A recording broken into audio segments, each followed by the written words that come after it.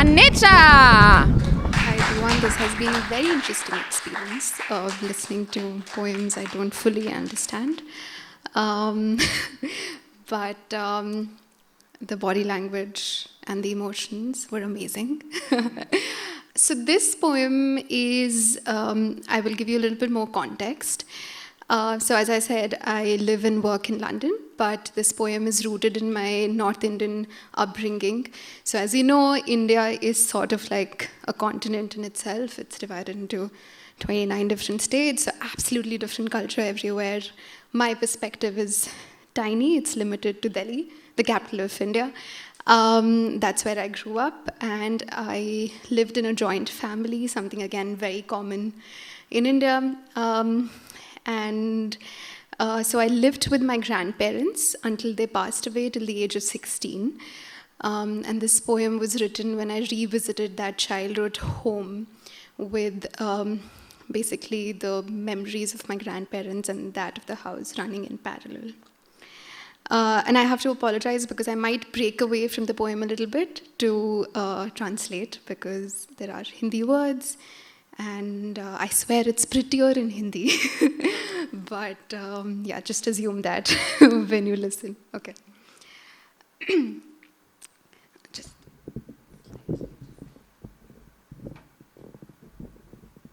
Yes. What it feels like to miss someone you only knew as a child. Number one, their memories flash by you as if you're sitting in a fast-moving car and cannot stop to check if the portion of the sky you just left behind is pink or purple. I'm in my childhood home, saying goodbye, as I run my fingers on the old crack in the table one last time.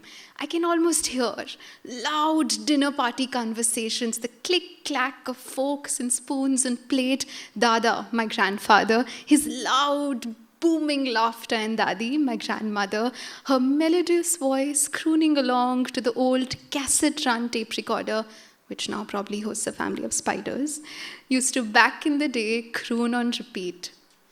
Ajeeb daasta hai ye, kahan shuru kahan khatam. A 1960s old Bollywood romantic song about memories and how things change with time, loosely translated to the protagonist not understanding where life begins or ends and finally giving up and saying, maybe that's how it is. Number two, you hold on to scraps of memories like a tiny baby holds on to his mother's fingers, tighter and tighter with a surprising intensity, until it goes away one day. I entered a small prayer space, mandir.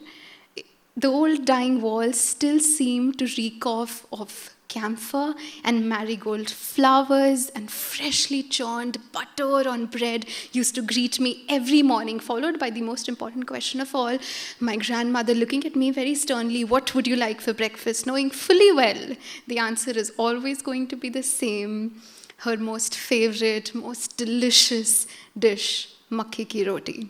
The translation is not important here. Makki ki roti. The obvious breakfast preference changed with time, unfortunately.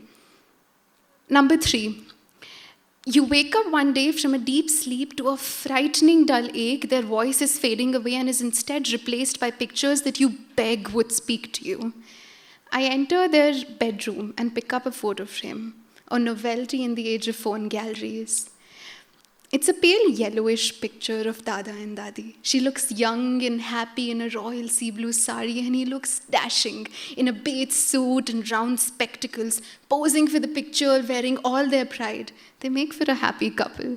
There are still broken lipsticks and nail polishes in the old dresser. The back shelf, which is now covered in dust, used to back in the day hold all her diaries and letters, which I remember reading them one afternoon, desperately trying to find the seabed of her ocean heart.